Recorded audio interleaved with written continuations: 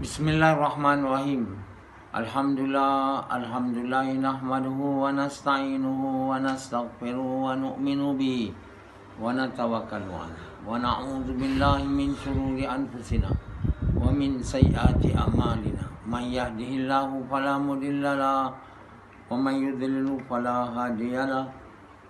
Asyhadu an la ilaha illallah wa asyhadu anna Muhammadan abduhu wa rasuluh. Sallallahu alaihi wasallam tabaraka wa sallama tasliman kasiran kasira amma ba'd. Bismillahirrahmanirrahim. Wa man ahsanu qawlan mimman da'a ila Allah wa amila salihan wa qala innani minal muslimin.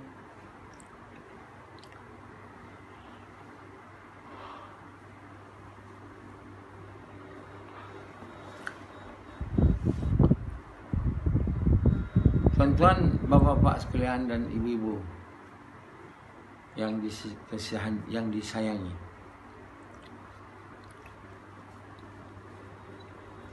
Jadi Allah Subhanahu wa taala Maha Penyayang, Maha Pengasih. Kita tidak boleh jadi Maha Pengasih, Maha Penyayang. Ini hanya milik Allah. Kita boleh pengasih, penyayang mungkinlah. Kadang tak ada langsung. Perasaan tu tak ada. Mementingkan diri banyak. Kebanyakan manusia ni dia mementingkan diri dia. Dari mula lagi, ketika persenyawaan berlaku tu, semua spermatozoa berlari. Siapa paling laju akan sentuh telur dan persenyawaan berlaku. So daripada mula lagi manusia tu berlumba lah antara satu sama lain untuk dapat berjaya. Begitulah keadaan manusia kat dunia ni, dia berlumba untuk dapat apa yang dia mahu. Dan Allah benarkan juga kita berlumba untuk mendapat kebaikan. Tapi manusia tak berlumba untuk kebaikan, berlumba untuk dapat benda. Kerana itulah yang manusia suka. Jadi berlumba semua. Jadi umum manusia ni dia mementingkan diri dia. Bila dia dah tua, baru nak kahwin, dia susah nak kahwin. Sebab perangai mementingkan diri itu dah sebati. Tua sangat nak kahwin. Perempuan atau lelaki. Jadi susah dia nak memikirkan tentang kepentingan partner dia atau pasangan dia. Satu sama lain mementingkan diri. Jadi susah nak wujud kasih sayang, cinta. Bila kahwin tua ni, tak semua lah, tapi umumnya. Macam Sufian ni, dia kahwin kali kedua tua. Kali pertama muda tapi pun berkepentingan dia. Bini dia cakap dekat saya, Sufian dia nak saya, bila dia baik dengan saya bila nak saya je. Kalau tidak dia tak hirau saya. Itu orang berkepentingan. Kali ni dia berkepentingan juga, tak hilang. Sebab orang yang berkepentingan ni biasanya orang kedekut. Kedekut masa dia, kedekut duit dia. Apa pun kedekut. Tak nak bagi. Walau pada isteri dia. Begitu juga kalau isteri itu berkepentingan. Orang dah tua dah. Orang hidup sendiri ni biasa berkepentingan lah.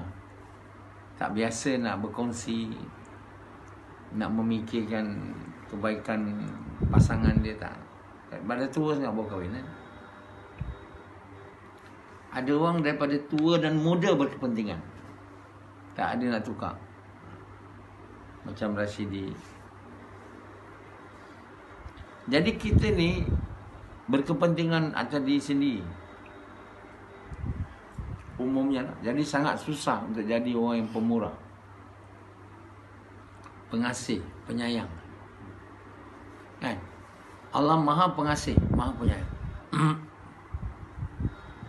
Jadi orang kafir dia cakap kepada Nabi, kalau kami tak beriman kepada Allah dan kepada kamu sebagai Rasul, kamu beritahu akan datang azab, maka segerakanlah azab tu pada kamu, kalau kamu bercakap benar.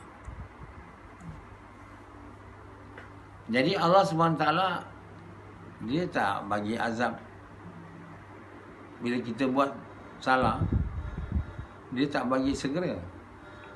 Itu sunnah dia, dia akan tangguhkan. Kita je beranggapan kita buat betul sebab tak datang azab. Kita mau dia segera. Sebab kita memang kalau orang buat tak baik kat kita, tak ada lambatnya, segera. Jadi kalau kata Nabi, kuasa memberi azab ni pada tangan Muhammad, tentu azab tu disegerakan, tak ada lambat. Tapi kerana azab tu di tangan Allah, Allah yang menghantar azab, maka Allah tak segerakan. Kenapa? Kerana Allah mau bagi masa, bagi manusia bertaubat, berfikir, supaya manusia ada masa untuk kembali kepada Allah. Allah bagi tempoh. Sebab Allah tu Tuhan yang maha pengasih, maha penyayang. Jadi Allah SWT mahu kita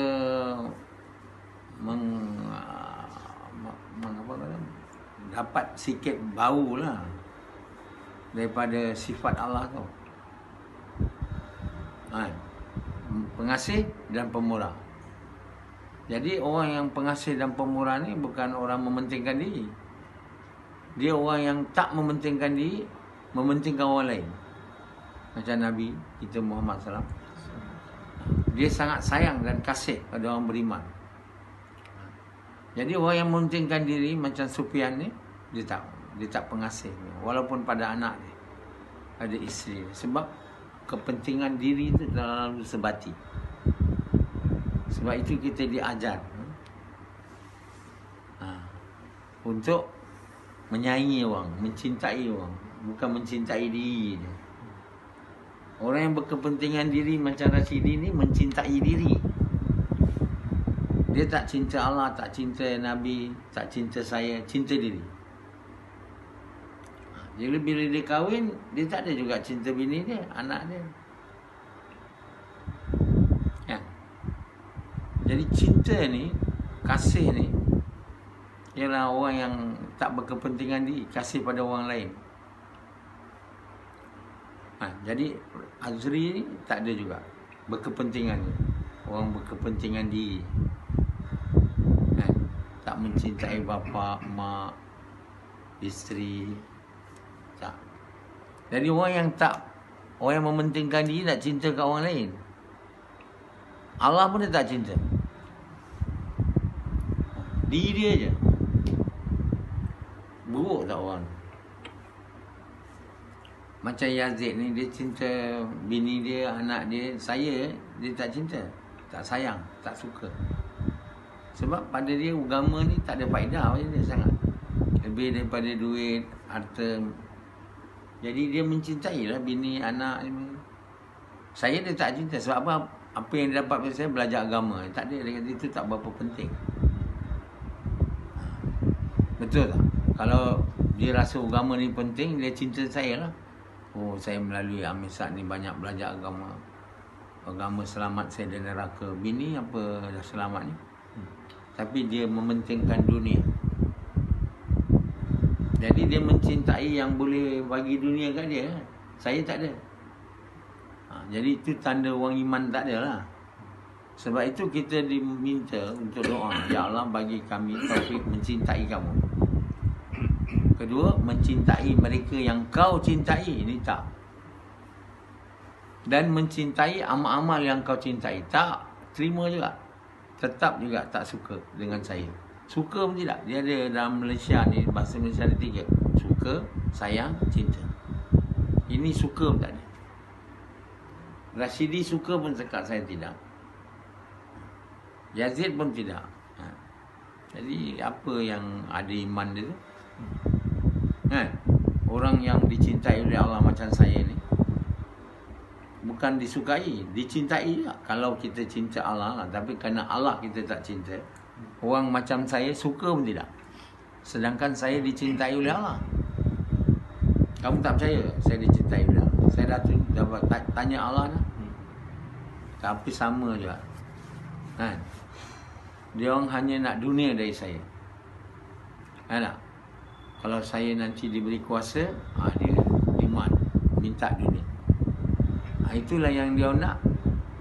Agama tak nak dia orang. Ya. Jadi orang berkepentingan ni, dia tak nak agama. Dia nak dunia. Kedekut. Tak mau bersedekah. Tak nak bagi sebahagian harta di jalan Allah. Tak mau bagi pada orang miskin. Orang miskin, orang yatim, orang susah tak mau. Kedekut. Nah, maknanya kita bagi sedekah, zakat tu, kita sebenarnya bagi pada Allah. Bukanlah bagi pada Allah, maksudnya taat perintah Allah kan. Kita sayang Allah lah, kita bagi kat orang miskin. Kerana mereka adalah hamba Allah, miskin. Jadi kita sayang Allah, kita sayang mereka. Tapi kerana sayang Allah tak ada, kalau bagi pun niatnya salah. Bukan nak buat Allah suka, nak buat jadi ternama. Nak dapat nama, bagi semua dapat nama. Nak dapat jadi kaya. Tak, bukan sebab sayang Allah. Allah SWT akan tanya, aku sakit kau tak datang, aku lapar, mana kau lapar ya Allah? Kata Allah, hamba-hamba ku tu, lapar kamu tak ada bagi, sakit kau tak ada sian pun.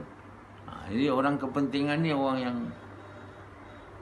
hampir tentu sekali masuk neraka lah. Tuan-tuan yang mulia. Jadi jangan jadi orang putih kata self-centered, self-centric. Self-centric, pentingkan diri lah. Self-centered dan self-centric. Jadi kita kena jadi orang yang pemurah dan penyayang. Dan inilah khalifah Allah. Apakah kualiti khalifah Allah tu? Ialah pengasih dan penyayang. Jadi Allah SWT suruh kita baca Quran, buat apa-apa pun, mulakan dengan kalimah ini.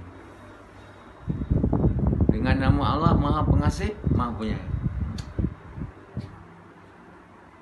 Supaya apa? Supaya kita jadi mirip-mirip lah sifat Allah yang mulia ni, pengasih dan penyayang.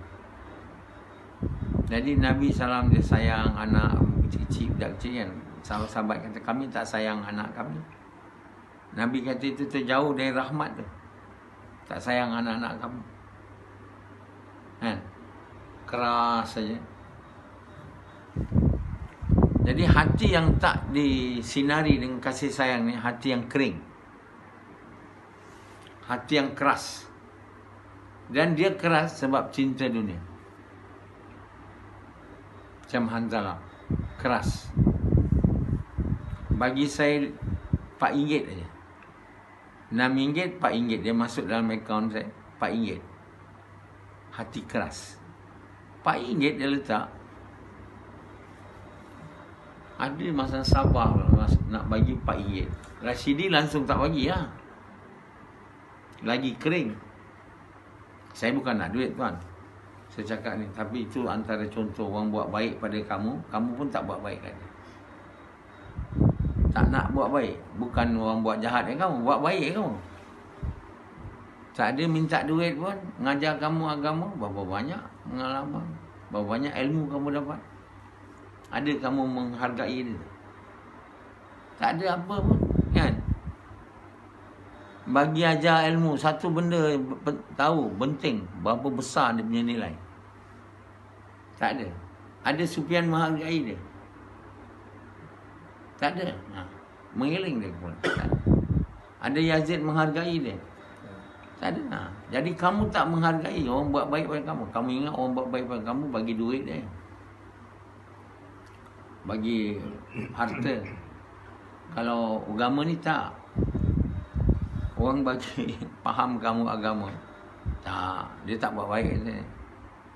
Tak ada apa yang saya dapat. Aduh. Kenapa? Kita tak ada iman. Iman kepada Allah memanglah benda agama ni tak ada harga. Yang berharga ni macam Pendi. Bagi dia duit, dia suka lah kat saya. Ini tak nak bagi duit. Dia kata suruh dengan ceramah je. Apa dia nak suka saya pula?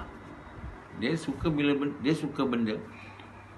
Sebab itu hari ni kalau orang nak bagi orang suka, bukan ajar agama dia. Bagi benda macam Ibit Liun. Pergi rumah ke rumah, bagi makanan. Mesti orang suka lah. Najib, bagi duit dia. Dia suka bagi duit. Bukan duit dia lah. Banyak orang suka dia apa ni, sampai ke sekarang ni, walaupun dia banyak dakwaan, kata Mahathir, dia orang cium kat tangan pencuri. Tapi pada dia bukan dia pencuri. Tolong dia bagi duit kat dia. Siapa nak bagi duit? Mahathir mana bagi, kata dia. Bagi BRIM kat kami. Rashidi dapat BRIM. Siapa bagi tu?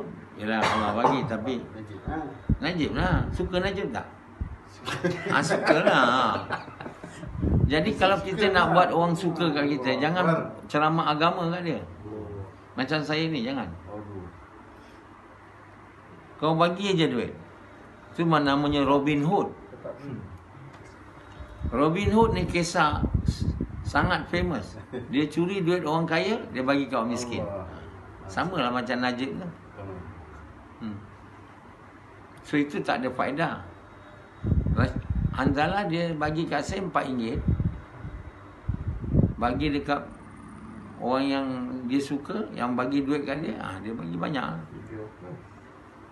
Kan? Sebab yang berharga adalah benda, bukannya agama. Kita ni yang berharga pada kita dunia. Selagi kita merasai dunia ni berharga, memang kita tak suka orang yang bagi agama kita. Yang cuba tak buka kita. Kita marah dia. Bani Israel tu, bila Nabi Musa AS, Nabi Musa Allah hantar dia, dia dah tak betul sangat pun. Lepas tu Allah hantar Nabi Isa. Dia tak suka Nabi Isa. Nabi Isa suruh dia buat kerja dakwah juga. Bagi masa, korban harta, bagi zakat. Aduh, dia kata kita semua tak nak ni semua. Buat kerja dakwah, bagi masa, bagi harta, lepas tu bagi zakat, kan? Kita mau kaya. Dia dah rosak. Allah hantar Nabi Isa untuk betulkan apa yang mereka telah tak ikut dalam Taurat. Dalam Taurat Allah bagi Injil. Tapi dia orang marah. Jadi orang Yahudi yang marah ni nak bunuh dia lah. Selesaikan aja dia. Jadi dia berkongsi dengan orang Rom. Rom masa tu menjajah Palestin, bersama nak bunuh Nabi Isa. Tengok. Dan bukan Nabi Isa je, banyak Nabi-Nabi lain juga dia bunuh. Jadi Nabi yang dihantar oleh Allah untuk kebaikan dia, orang pun nak bunuh. Apalah nak jadi. Bila mereka bunuh Nabi semua, maka Allah tentu laknat dia. Jadi Yahudi yang bunuh Nabi-Nabi ni, dia jadi kaum yang dilaknat. Bukan Yahudi sekarang. Yahudi dulu tu yang maksudnya. Ni pukul rata pula semua Yahudi dilaknat, mana boleh. Yang dilaknat tu yang dulu, tak ada Yahudi sekarang. Ini tak orang Islam, semua Yahudi laknat. Mana boleh adil. Bapa aku bunuh Nabi, aku tak ada bunuh Nabi. Masalah bapa aku dilaknat, aku dilaknat pula. Susah, tak betul. Allah tak berbuat macam tu. Allah akan mengazab orang ikut amal dia. Tak ada amal bapa saya pula kena. Amal buruk bini saya pula kena. Macam orang Melayu setengah, wahai sayang, pakailah tudung. Abang kau berdosa nanti kalau kau tak pakai tudung. Dia kata kalau bini tak pakai tudung, laki berdosa. Rosmah tak pakai tudung, Najib berdosa. Ada pula macam tu. Najib mana boleh berdosa? Rosmah tak pakai tudung, Rosmah lah berdosa. Najib dia berdosa sebab tak suruh Rosmah pakai tudung, itu aja. Kalau dia suruh, mana kau tahu? Dia tak nak. Apalah Najib berdosa pula? Dulu banyak orang menghina Datuk Najib. Isi tak bertudung. Macam Najib terpaksa mengorbankan, memikul semua dosa Rosmah. Ada pula macam tu. Rosmah dosa dia, Najib dosa dia. Setiap orang tidak memikul dosa orang lain, tuan. Ada faham tak? Yahudi yang dulu yang engkar, dia mengambil dosa dia. Yahudi yang sekarang, atau dia tak buat apa-apa, tak adalah. Bukan laknat sana, laknat sampai bila-bila. Langsung tak nak kawan dengan Yahudi. Jadi tuan-tuan yang mulia, dia orang bunuh Nabi Isa. Malahan ada satu disciple Nabi Musa nama Judas. Dipujuk oleh orang Rom dengan Yahudi yang marah Nabi Isa ni, supaya berkongsi dengan dia. Kami bagi kamu harta. Jadi cinta dunia punya pasal tak jadi. Murtad. Jadi dialah yang disuruh pergi masuk ke dalam. Mula-mula jumpa tempat persembunyian Nabi Isa, dia masuk dalam dulu. Nak tengok Nabi Musa ada tak? Dia masuk je, Nabi Isa dah tak ada. Dah dinaik ke langit. Jadi dia pusing-pusing tak cari. Susah hati dia lah. Dia dah bagi tahu dia orang kat sini Nabi Isa, dia tak ada. Jadi orang Rom lama yang kat luar tu, mana dia tak keluar-keluar ni. Dia masuk. Dia tengok Judas yang ada. Dan Judas Allah tukar muka dia macam Nabi Isa. Semua orang yang tu kata, inilah dia, tangkap. Tak. Jadi sebenarnya yang ditangkap, yang dibunuh, yang disalib tu bukan Nabi Isa. Orang Kristian ni tak, yang panggil dia Kristian ni tak faham-faham ni. Bacalah Quran. Itu sebab Quran tak dibaca selama dia orang banyak ditipu. Orang Kristian semua ingat betul. Cuba dia orang baca Quran yang saya tafsir, yang dia orang kena boleh faham dengan izin Allah. Yang ditangkap tu Judas, yang dibunuh, disalib tu, itu yang dia orang kata Nabi Isa. Jadi Nabi Isa disalib pada hari Jumaat je. They call it the first Easter. Monday dia naik ke langit. So dia orang celebrate Easter. Easter Friday, Easter Monday, macam-macam. Tapi sebenarnya bukan Nabi Isa. Judas dihina oleh Allah kerana telah murtad dan buat plot. Allah tak bagi berjaya mereka punya plan. Allah hancurkan dia. Nabi Isa naik ke langit, sampai sekarang ada lagi. Langit kedua. Dan dia akan turun nanti. Jadi bila dia turun nanti, dia buat kerja Nabi, ajak mereka semua beriman kepada Allah. Masa tu Allah kurniakan kepada Nabi Isa, tak ada orang ahli kitab ni yang seorang pun tak ada beriman. Semua beriman. Jadi Allah SWT memuliakan dia. Akhirnya dia duduk kat dunia ni, kahwin lagi. Dan dia akan mati di dunia ni. Dia belum mati lagi. Setiap orang kena mati tuan. Tak ada orang tak mati. Nabi Isa tu lama dia hidup.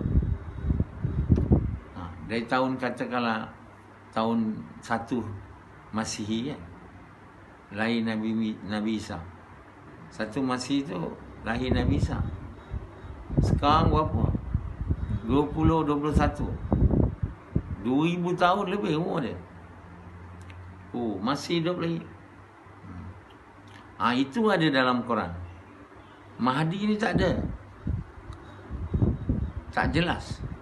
ada diberitahu sesungguhnya kami menjanjikan mereka yang beriman beramal soleh kuasa pemerintahan di bumi. Itu aja. Mahdi ni tak ada. Yang orang Islam beria sangat menunggu Mahdi ni, kan? Tak ada disebut. Tapi Allah betul cakap Isa AS akan turun. Itu pastinya. Bayangkan satu orang turun dari langit dengan 2 malaikat pegang dia. Menakjubkan tu. Tak ada kapal, tak ada apa. Kan kalau nak turun dari langit ni kau terbang kan, ataupun roket ke apa. Ini tak ada. Sah mana. Tak ada payah teknologi semua. Dia turun. Dan semua orang masa tu nak sembahyang subuh.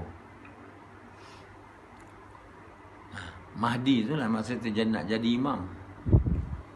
Dah ikamat dah. Jadi bagi tahu Nabi Isa, kamu jadi imam. Oh tak mau.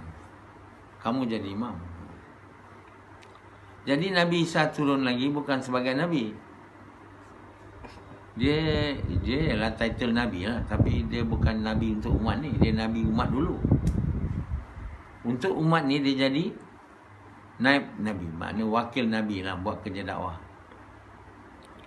Jadi dia status dia dah bukan turun. Dia naib Nabi. Tapi naib Nabi yang agung, mulia. Nabi Muhammad SAW. Itu lebih baik daripada saya jadi Nabi dulu. Jadi Nabi Musa pun doa juga, tapi tak dapat. Allah kabul Nabi Isa. Jadi itu memang betul. Tuan bayangkan turun dari langit dengan 2 malaikat pegang dia. Macam Sufyan, kau hidup tak zaman tu? Kau ikut Mahdi ke atau ikut mana? Itu kita tahu. Bersama Mahdi nak pergi jumpa Nabi Isa, dia berhenti di Mekah. Semua semayang kan. Allah buka emas dekat Mekah. Satu suku yang ikut Mahdi tu tak nak pergi. Tak nak pergi Palestin lagi. Nak melawan Dajjal. Tak nak. Semua nak emas. Itu yang ikut tu. Satu suku mati, satu suku hidup. Jadi orang yang berhenti kat Mekah dapat emas tu semua orang tak betul ke? Allah SWT buat begini biasanya bila nak lawan musuh Allah tu yang tak betul tu mau dikeluarkan. Jadi yang ikut Mahdi tu yang tak betul tu kat Mekah dah tinggal, tak boleh pergi. Kalau Rashidi ikut, saya ingat dia pun tinggal kat Mekah. Nak dunia, kalau dia tak jadi orang beriman beramal saleh, kata dia pupua nak ikut Mahdi kan, dia tak beriman beramal saleh, nak dunia macam Yazid sekarang, sampai kat Mekah tinggal lah. Confirm. Jadi sebab itu orang tak jadi beriman saleh ni tak jadi dia. Jadi macam Jalut, dia lawan Talut Jalut lawan Talut. Jadi tentera Jalut tu untuk hilangkan yang tak beriman beramal saleh, yang tak betul Yahudi, Allah bagi perintah supaya mereka bila lintas sungai tu jangan minum, melainkan sedikit. Tapi yang tak beriman beramal saleh minum je. Jadi yang minum tu semua lemah dah, tak boleh berjuang dah, tinggal. Yang berjuang sikit je, yang minum sikit dan yang tak minum langsung. Dalam tentera Jalut tu ada Nabi Daud. Nabi Daud bunuh Talut. Begitulah keadaan nanti. Tahu? Jadi yang ikut Mahdi pergi nak jumpa, nak perang dengan Dajjal, satu suku tinggal. Jadi kalau kita nak ikut Mahdi pun, kalau tak betul, tak boleh ikut. Jadi orang gagal. Jangan nak tunggu aja, bercerita je tentang Mahdi. 3 pagi bercerita kat Seri Petaling, macam akan jadi pengikut. Tak jadi. Kalau tak beriman beramal saleh, tak jadi. Kita yang langsung tak beriman tahu pun tidak dia Mahdi. Jadi anzalah kalau dah dengan bini je kerja dakwah tak buat lagi. Asyik kerja dunia, lepas tu bini gas tak buat. Mana nak ikut Mahdi? Mahdi pun tak tahu. Kan? Ikut orang kafir lah. Ikut Dajjal. Ikut Dajjal ni orang yang nak dunia. Kan tak? Yang itu ada. Akan datang. Jadi kita nak doa pada Allah supaya Dajjal jangan datang. Menggerunkan dugaan tu. Banyak orang tak berjaya. Sikit sangat yang berjaya. Kalau iman yang berjaya tu apa? Yang iman kuat. Kalau Sufyan macam ini juga dia jadi, mesti confirm ikut Dajjal. Sufyan mesti. Kalau kau tak nak jadi orang beriman saleh, kau rasa dunia kau lebih bagus, korban apa pun tak nak, macam ini sekarang kau ada, Dajjal datang. Mesti ikut. Dia bukan nama Sufyan tak ikut. Siapa tak beriman beramal soleh dengan iman yang kuat banyak yang ikut. Dia tak kira muka kau, rupa kau, Cina ke India kan, tak ada. Dia ikut iman. Sebab itulah Allah SWT sebelum datang Dajjal ni hantar saya, ajar kamu usaha atas iman. Tak ada orang lain lagi Allah tak ada. Kalau kamu tak nak buat, bila Dajjal datang tu ikutlah Dajjal. Ingat kamu betul lah. Betul apa? Masuk neraka. Jadi baik kamu buat betul-betul. Jangan kamu sangka tak ada, lambat lagi. Tak tahu mana lagi. Lambat lagi. Tengok dah datang Dajjal. Nabi Isa dah datang. Dah. Pergi Mekah, terbuka emas, terus tinggal. Ambil sab, tak payah nak pergi lagi. Jadi hari ni kita kena tahu Allah SWT bila Dajjal datang nanti, kenapa dia buat begitu? Supaya yang tak betul ni tak ikut Mahdi. Tak ikut, tak boleh nak ikut. Terperut tertinggal di Mekah, memungut emas. Emas semua keluar. Buat apa nak ikut Mahdi? Tak ada emas nak lawan pula. Baik aku duduk kat sini, ambil emas. Jadi cinta dunia ni buat Allah tak masuk dalam hati kita. Cinta dunia buat gas cakap kalimah tak masuk. Nak masuk macam mana? Penuh dah. Jadi dunia tu mau dikorbankan. Harga diri tu mau dikorbankan. Diri besar tu mau dikorbankan.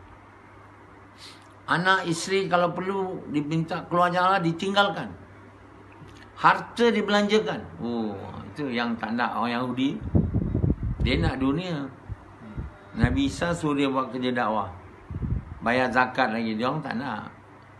Inilah perkara menyebabkan Yahudi nak bunuh Nabi-Nabi. Banyak Nabi-Nabi dia bunuh. Dia orang tak suka Nabi Yahudi dululah. Jadi tuan-tuan bapa sekalian, tidak akan masuk kalimah ni dalam hati kita, melainkan hati kita kosong dari cinta selain Allah kan. Kalau cinta selain Allah penuh, dia tak boleh masuk.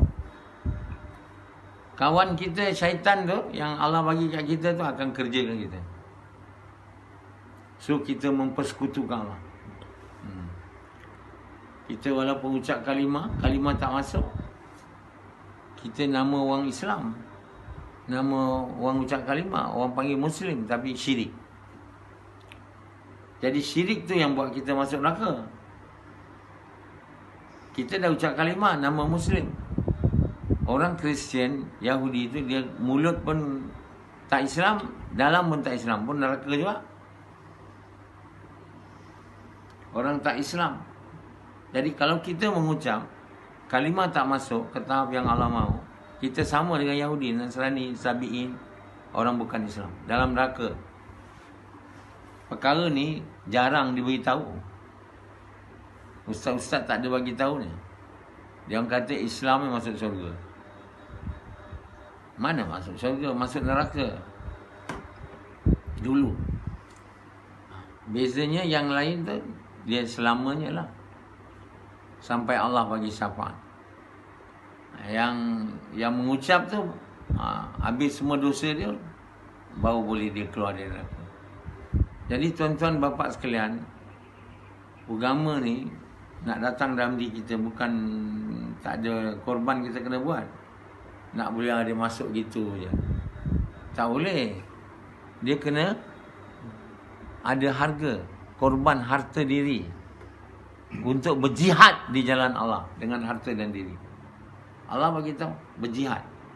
Berjihad tu buat kerja menegakkan kalimah. Sama ada ajak orang kafir ucap kalimah atau orang Islam yang dah ucap supaya kalimah masuk dalam hati orang tu. Allah tak mau kalimah ni ada kat mulutnya. Ini tak ada langsung buat kerja menegakkan agama. Mana boleh ada perang syahidnya? Mana ada syuhada? Kita hanya dikatakan perang tu perang yang kalau kita mati syuhada. Bila orang kafir yang kita ajak ucap kalimah tu, istihad perang kat kita. Orang tu je Allah benarkan kita bunuh je. Lain tak ada. Kalau dia ambil tanah kita, kita tak dibenarkan bunuh dia. Berperang pula tak ada. Dia tak ada istihad perang kat kita, lagilah tak boleh perang. Ini tak asyik nak perang. Tak faham perang mana yang Allah mahu.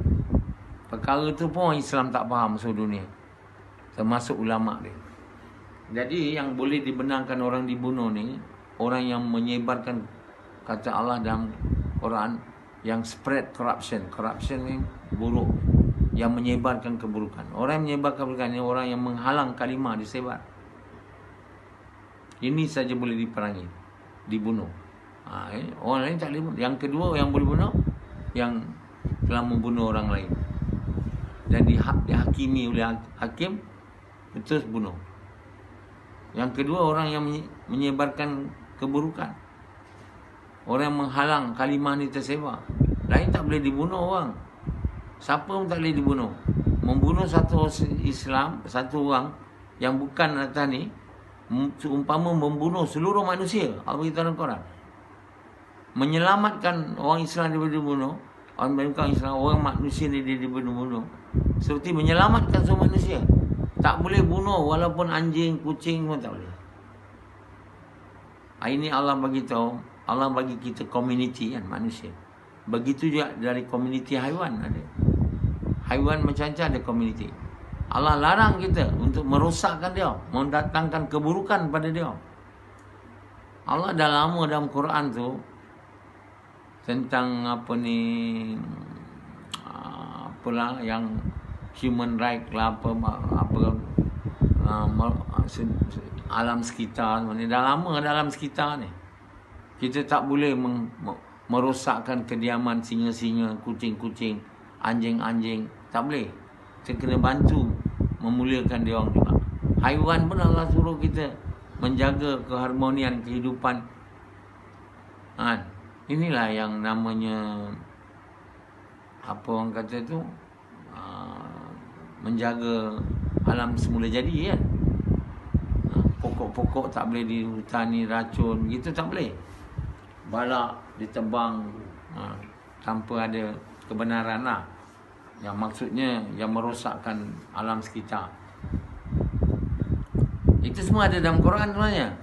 Tak baca, ingat baru Mak Saleh bawa 1500 tahun dulu dah ada. So kita menjaga keharmonian komuniti makhluk Allah yang lain. Dan membunuh satu orang macam membunuh seorang manusia. Apa hal kita nak perang-perang? Oh, Mahdi akan datang bawa pedang, kita semua ikut dia membunuh semua orang. Aduh, itu bukan Mahdi. Itu keladi.